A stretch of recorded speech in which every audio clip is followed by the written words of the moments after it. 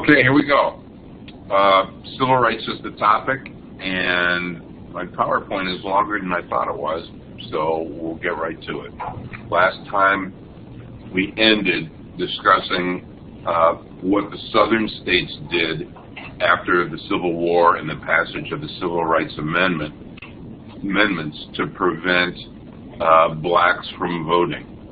And by and large, these legal strategies that we mentioned and that are at the bottom of the page here, the slide here, were successful. But it's important to note that while these were so-called legal efforts to disenfranchise blacks, there were non-legal methods used in a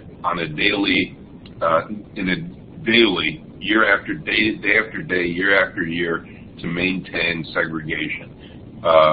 There was community custom. There was substantial violence directed against African Americans, especially in southern states, and even terror, and even legally sponsored terror. There are a whole number of cases, more than enough so that I think you would be shocked, of law officers actually either participating in or authorizing or covering up murder and other kinds of violence directed against African Americans, especially in the southern states.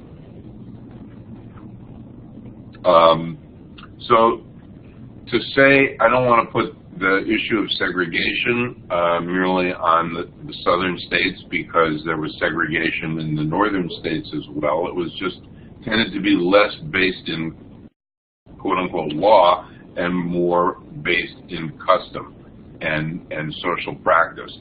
For example, I grew up in a town of 50,000 in Ohio, and there was essentially an invisible line.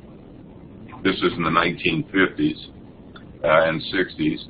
There was essentially an invisible line in the town, and black people could live on one side of the line, but there weren't any black people living on the other side of the line. Okay, how did the movement for civil rights begin? How did it move forward? Well, President Truman was a key actor here, and he doubted that Congress would do anything about segregation, and so he used an executive order in 1948 to end military segregation. And this order prohibited discrimination against military personnel because of race, color, religion, or national origin. You need to know that even the Army, even the U.S. military, was segregated up until that time. And this was the first major effort by the federal government to move against segregation. And it's important to note what I describe here as the foreign policy angle. This is going to seem like ancient history to you, but the context is important. After World War II, during World War II, the Soviet Union was an ally of the United States in defeating the Axis powers. And after World War II ended, it didn't take long for there to emerge a real conflict between the Soviet Union and the United States. Not a military conflict, but an ideological conflict and a conflict over, broad areas of global affairs. And of course, after the World War II as well, there were prosecutions for those who were responsible for the Holocaust in Europe. And with the emergence of the Cold War with the Soviet Union, President Truman and other political leaders realized that if the United States wanted to be successful and credible with respect to human rights and democracy as opposed to communism, then we were going to need to do something about segregation and the oppression of black people. And in fact, this really parallels what President Clinton began some 20 years ago with "Don't Ask, Don't Tell" and further prohibitions of discrimination against gays in the U.S. military. So this was an important first step. In 1954, 6 years later, the Supreme Court unanimously overturned the Plessy versus Ferguson case that we spoke about last time. Plessy versus Ferguson, you might recall, established the concept of, the constitutional concept of separate but equal.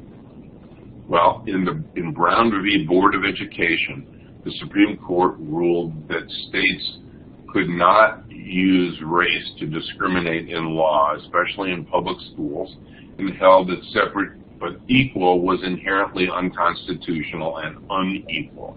And in fact, empirically, if you look at how separate and equal played out, it was separate, but it was never even remotely close to equal in any kind of government services or whatsoever.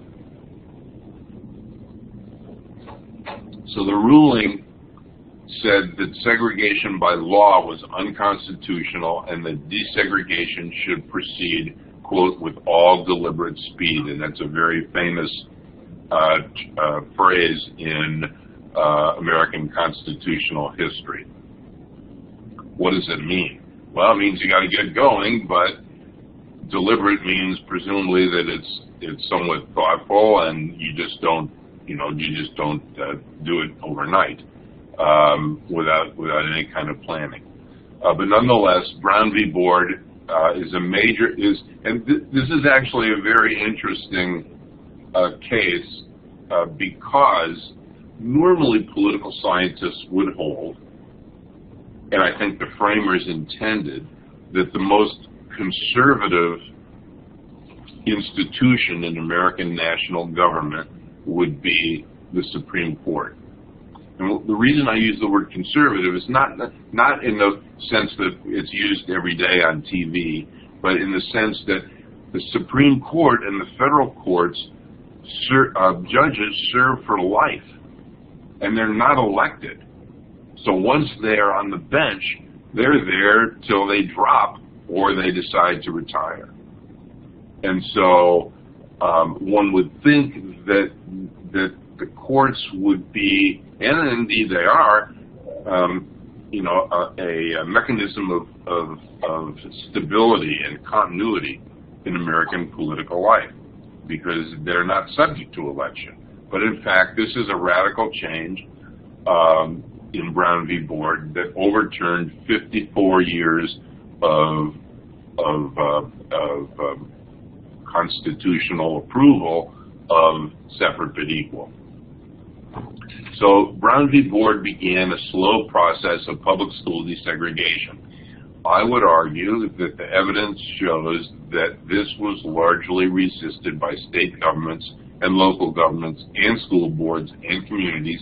Keep in mind, these are the people who were responsible for creating segregated public schools, K through 12, all over the country. And yet, for the most part, they were the ones who were involved in implementing the Supreme Court decision in Brown v. Board. It should be noted that one of the catalysts for the civil rights movement is the emergence of a charismatic leader. Of course, Martin Luther King Jr., among others. And again, it's important to note that while the Congress at the time, in the 1950s and early 1960s, was dominated by Southern Democrats, and they held the key committee positions in the House and in the Senate. And so they were not going to do anything to support the administration's or the government's civil rights efforts. And so it fell, and this particular case to the Supreme Court of the United States. Things began to change in the 60s with the establishment of, well, with the election of President Johnson in 1964 and the Democratic Congress and a social movement known as the Civil Rights Movement. And these taken together led to the passage of the Civil Rights and Voting Rights Acts in 1964 and 65. And we'll talk a little more about the Civil Rights Act in a little bit, but in constitutional terms, the Congress argued that the Civil Rights Law passed in 1964 was constitutional because the Congress had the power to regulate interstate commerce and to guarantee to all citizens equal protection of the laws as provided by the 14th Amendment. We should also note that the Civil Rights Act of 1954 was filibustered, and this filibuster was in fact the longest filibuster in American political history. I believe it was 54 days, almost 2 months. And almost no Southern congressmen or senators voted for the Civil Rights Act. So you might have thought, I mean, this was a piece of legislation where the divide between North and South was very powerful. And in fact, I would argue that there were some very good senators who nonetheless, because they were from the South, voted against it, if not out of conviction, out of the belief that if they voted for it, they'd lose their next election. This graph suggests the importance of social movements in creating significant political change and social change.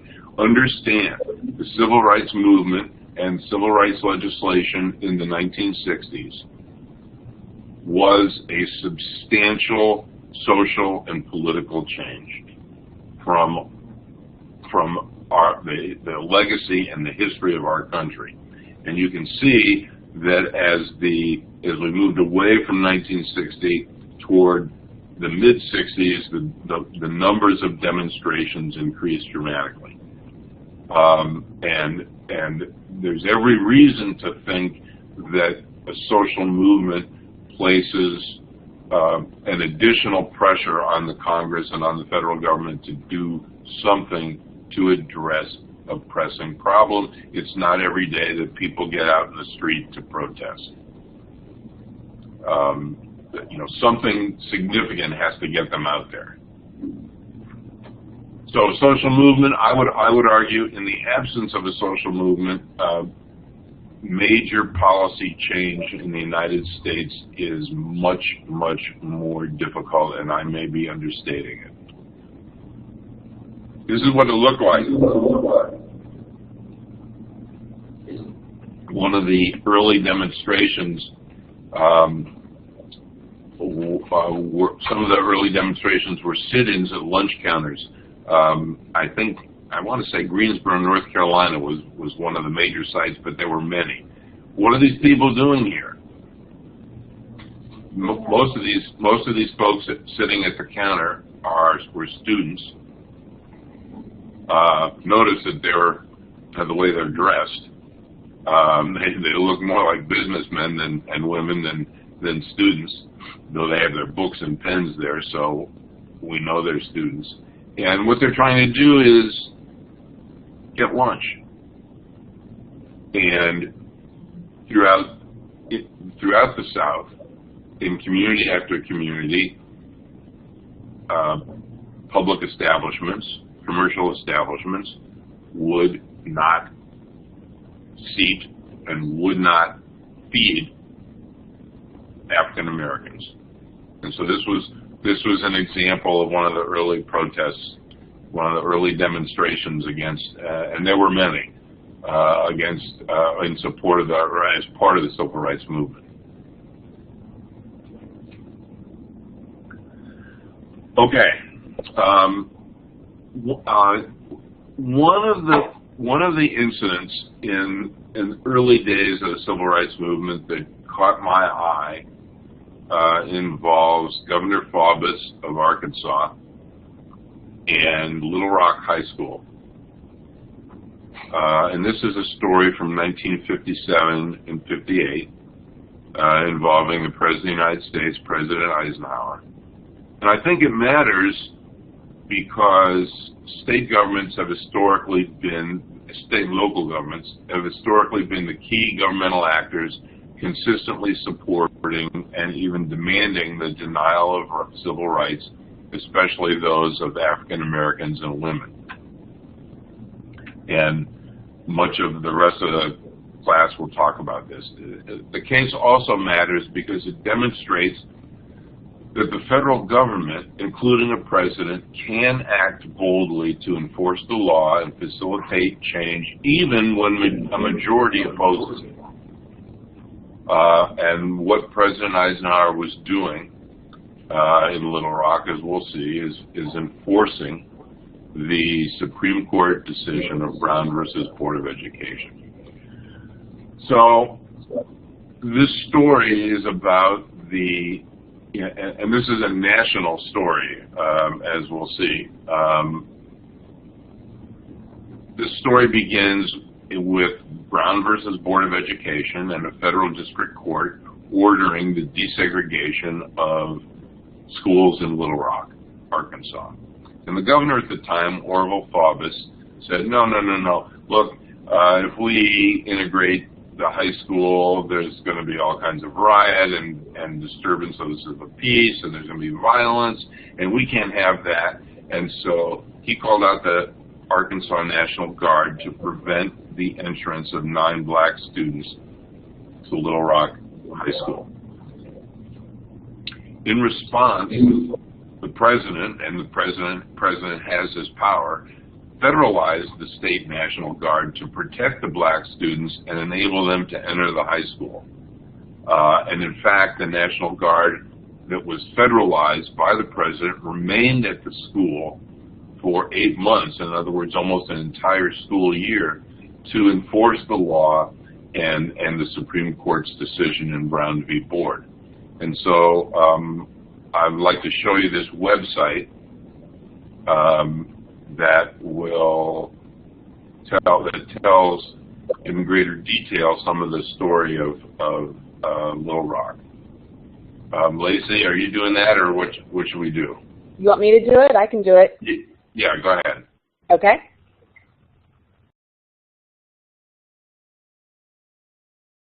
So this website is a link to it is on the slide that is before you, and I'm not quite sure how this will work. I'm assuming I'm going to be able to how do I scroll down, Lacey? I'll have to scroll for you. Oh, okay, that's fine.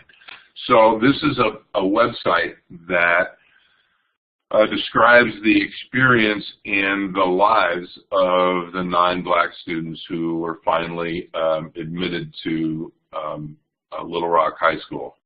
Can we scroll down? Do you want me to go down it further? Yeah.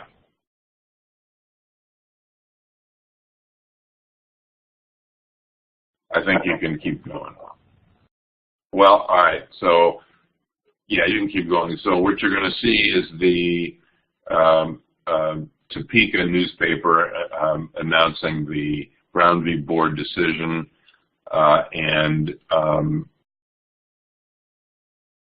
as we scroll down here, that's the, stop a second if you could, Lacey.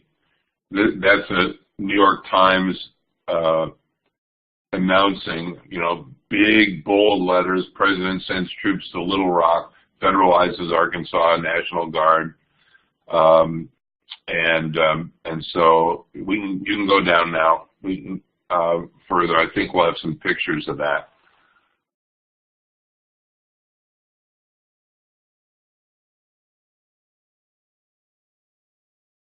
Okay, hold on a second. This is good.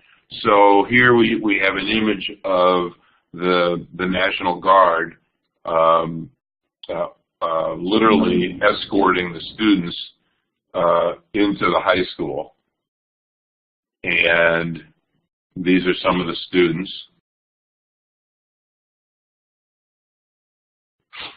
they were the only 9 black students in the high school, so they weren't participating in extracurriculars or things like that. They were just trying to, study and not get hurt. Okay, you can go down further, Lacey. Thanks very much. Problem.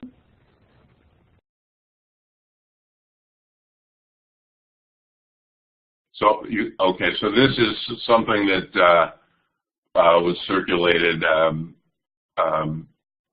by those in opposition to their entrance into the high school, and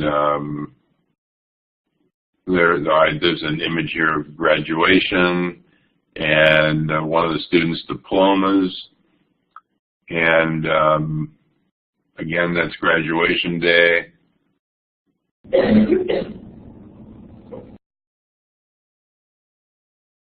One of the things I wanted to show you is who these 9 people are, and who they became. They started out being unable to attend a segregated high school, and the President of the United States took pretty decisive action to enforce the Brown versus Board decision. You can see here they were awarded congressional medals by President Clinton. They have their own foundation.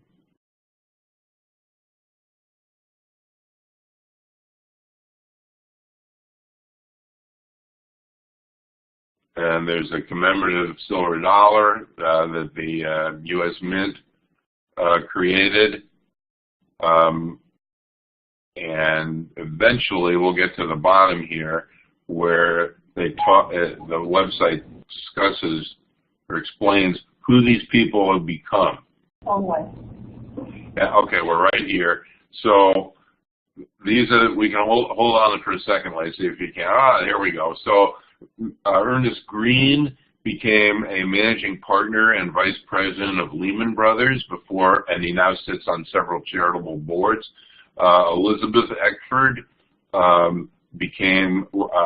built a career in the United States Army and worked as a journalist. She's now a part-time social worker. Jefferson Thomas became an accountant with the Defense Department of the federal government before he died. Terrence Roberts earned a PhD and is a clinical psychologist teaching at UCLA. Carlotta Lanier graduated from Michigan State and works in real estate.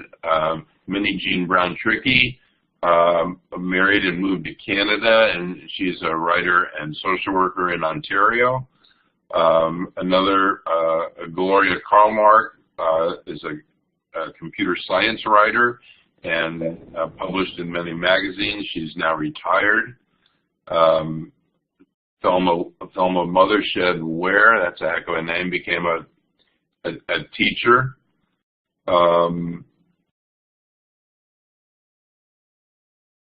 And is a volunteer in a program for abused women. And Melba Batillo Beals lives in San Francisco, and she's a former journalist for People magazine and NBC.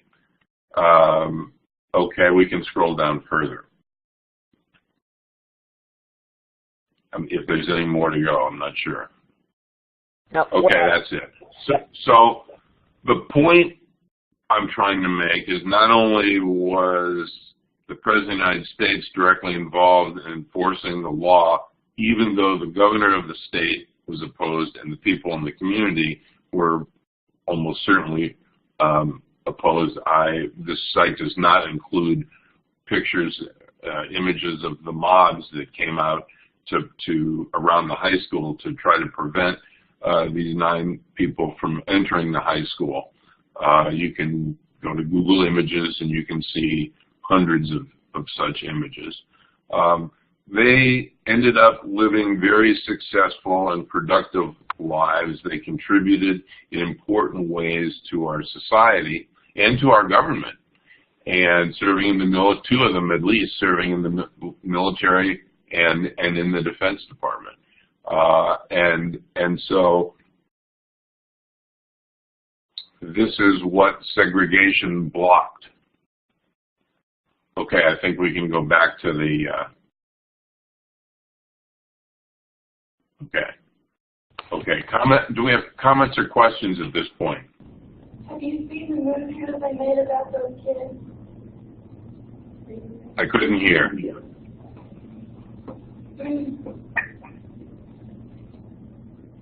I could not hear.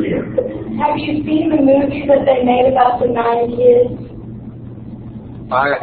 You know what? I don't remember. I might have, but I look at so many things in my memory. Sometimes it is not 100%, and I may have, but I don't recall. But I do recall spending a decent amount of time going through this whole episode, and feeling that this was really a story that needs to be told and needs to be shared. And so I've done that. Have you seen the movie? It's very accurate to the story. It's a good movie. Okay, any other comments?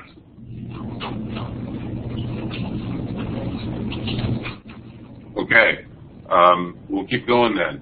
The civil rights movement began to be very powerful in the 1960s. Martin Luther King led the March on Washington in 1963. That was just a year or so prior to the passage of the Civil Rights Act.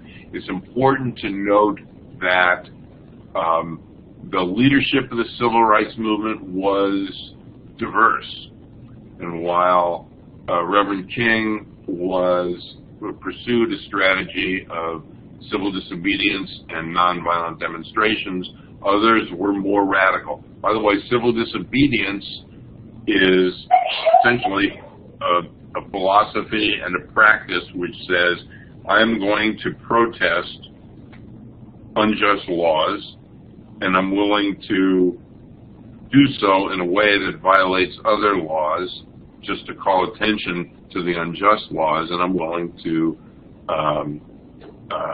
take whatever punishment that, any decision that is made in the courts regarding my violation of the law to call attention to unjust laws. There were also more radical leaders, Malcolm X being one, Stokely Carmichael, the Student Nonviolent Coordinating Committee, the Black Power Movement, H. Rap Brown, and the Black Panthers.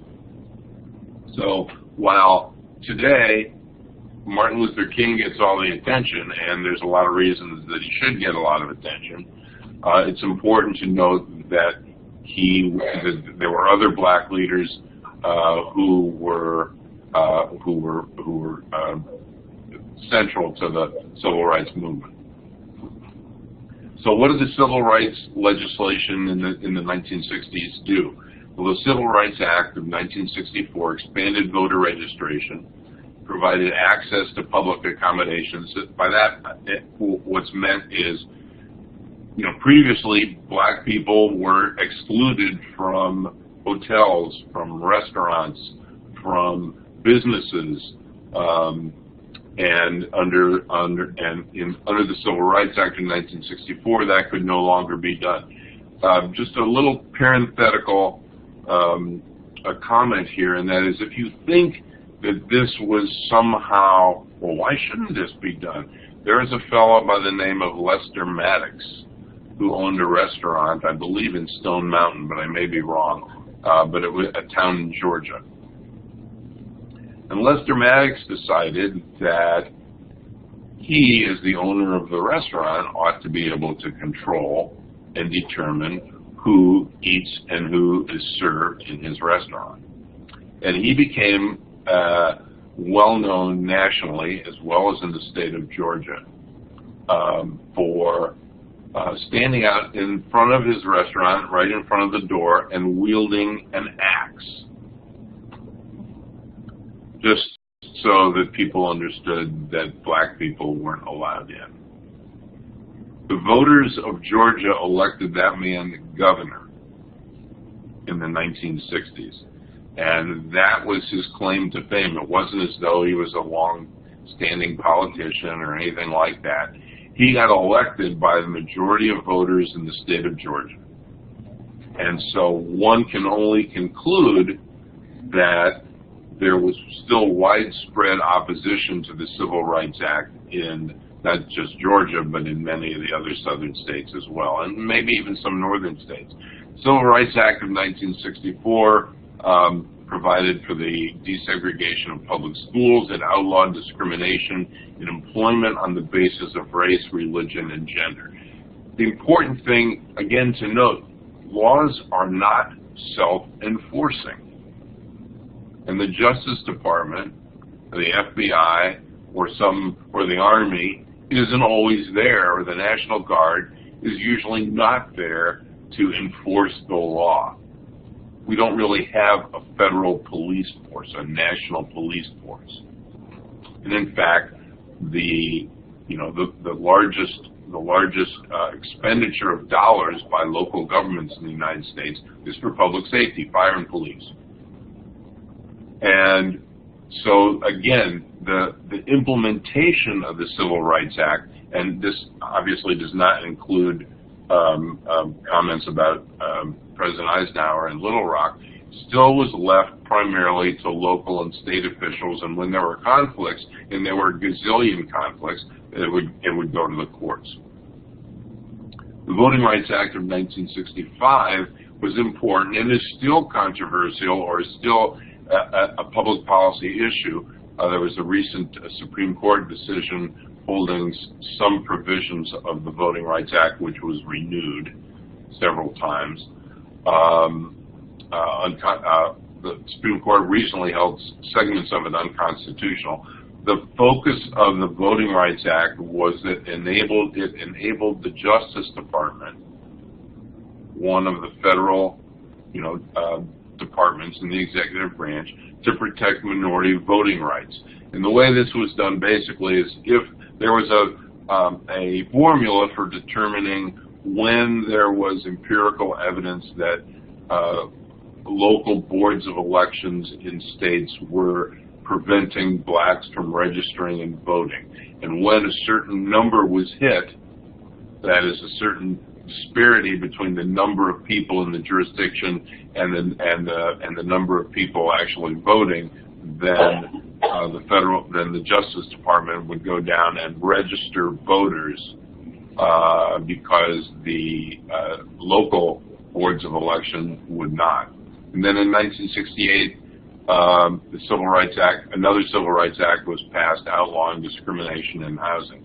So there was, during the 1960s, there were a series of laws passed by Congress to try to address the inequities and inequalities associated with segregation. What were some of the consequences of the Civil Rights Movement? Again, some of them you can actually measure. Okay, the voting percentage, the percentage of black people voting increased. In fact, the black turnout rate in elections is pretty much equal to the white turnout rate.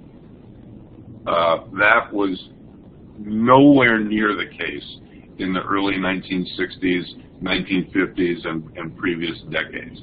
Black and minority access to higher education increased. There are still disparities. For example, the average African-American college graduate earns roughly the same amount of money annually as a white high school graduate. So just because you have a higher education degree, if you're African-American, it doesn't mean, that all the doors are open. Political participation increased among blacks, and black local and state officials were able to get elected to office. Prior to the legislation in the 1960s, there were very few black people holding local office or state government office in the country. The Civil Rights Movement perhaps didn't directly cause, but I think significantly resulted in an expansion of what up until that time was a relatively small black middle class. there is empirical evidence, even in spite of the implosion of the U.S. economy in 2008. There's reasonably good evidence that the black middle class has expanded. Why did it expand? It expanded because there were more opportunities, because black people were able to be like anybody else to some degree in terms of accessing, the services of government and in the economy. They were able to go to school in ways that they hadn't been before, and so they were able to make some progress in terms of reducing the number of low-income people or the percentage of blacks who are low income. Very important is that one civil rights movement or one social movement tends to beget others.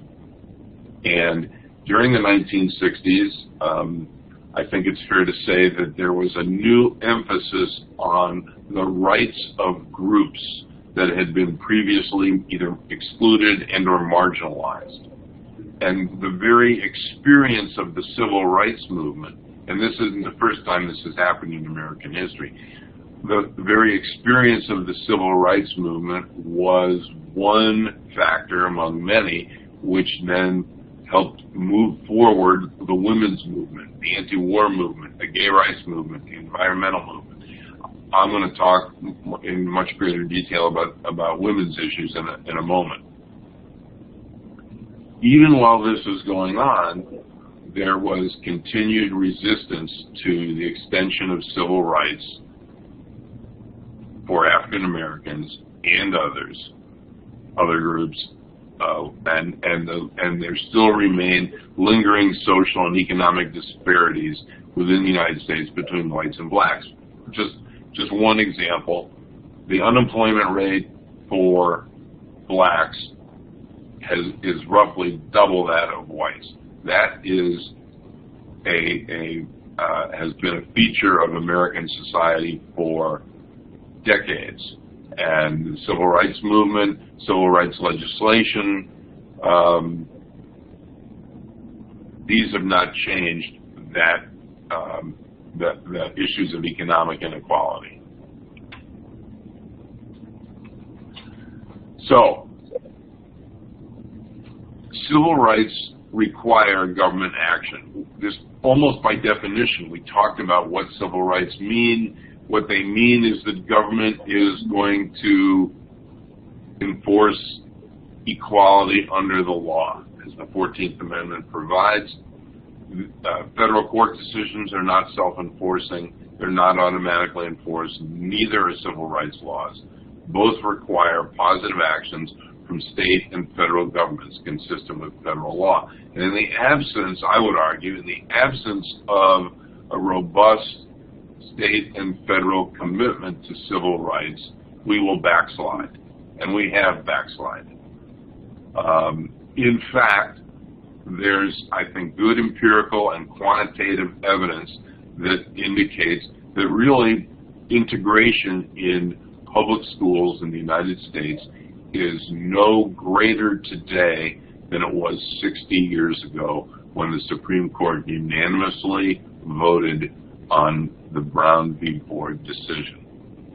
And states have resisted and continued to violate the civil and voting rights of blacks, especially in the absence of a federal commitment to the enforcement of civil rights. And again, it's important to keep in mind that in our system, state governments and local governments can and do every month, every week, every year pass laws and implement laws which on their face appear to be in violation of the Constitution. And what I mean by that is in violation of the nationally understood meaning of the Constitution as defined by the courts.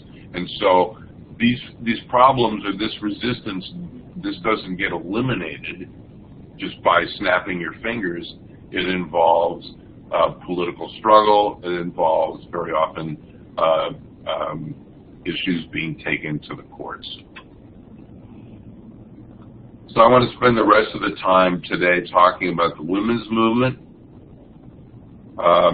You might have noticed that women are people too, but in American history, they were not understood to have civil and political and generally not many economic rights.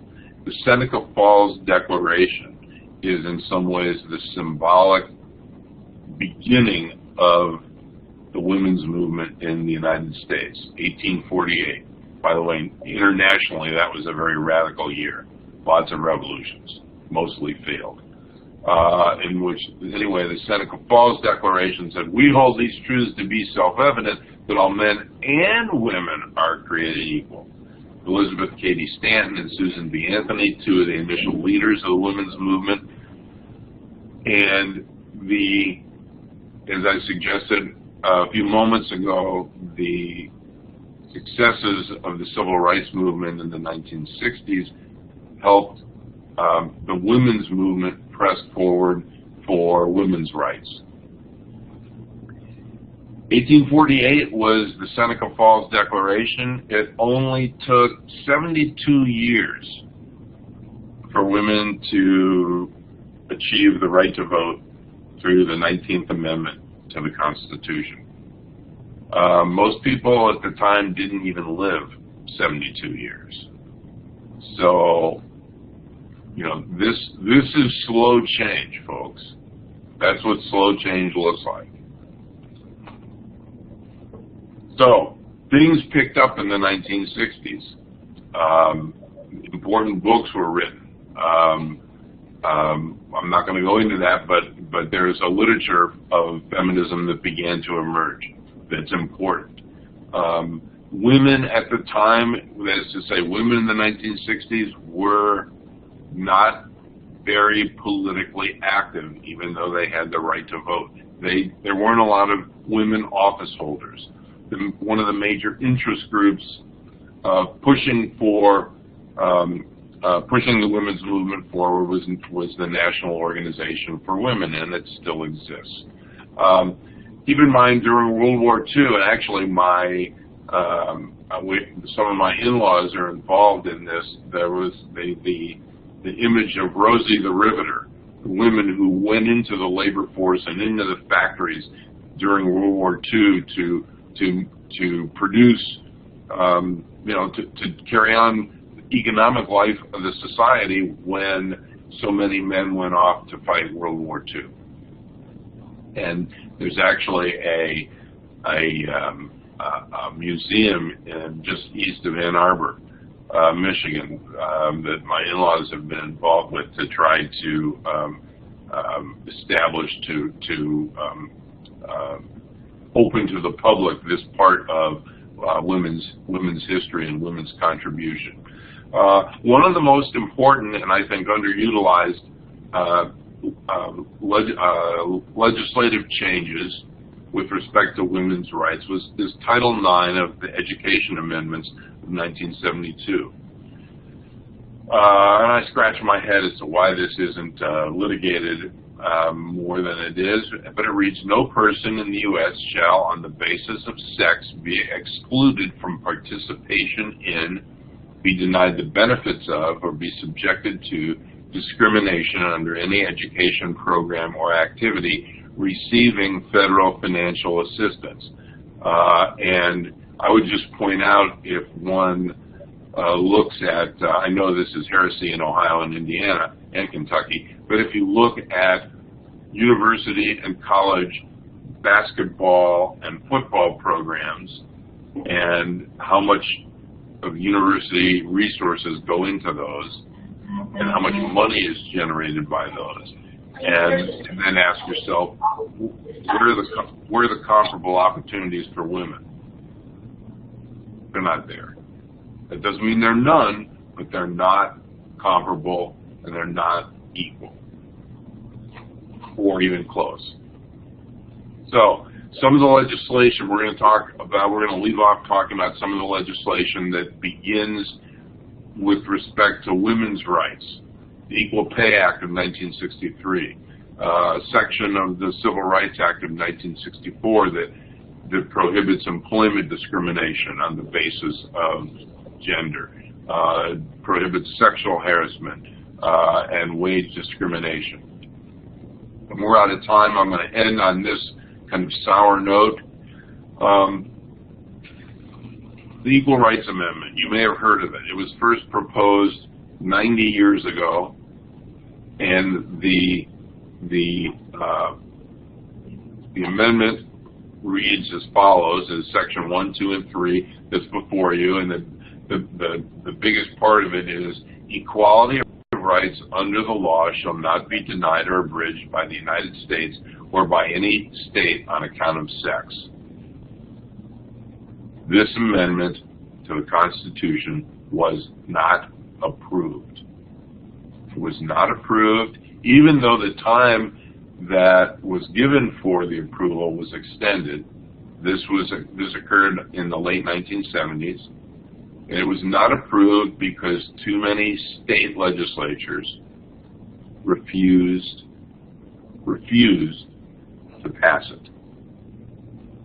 And so it is not part of the Constitution of the United States. And this story of the failure to approve an Equal Rights Amendment, it seems to me, suggests how far we still need to go to get equality between men and women. We're out of time. I'll pick up on women's rights next time. One other point about women. Women are not a minority. Women in this country are the majority. See you next time.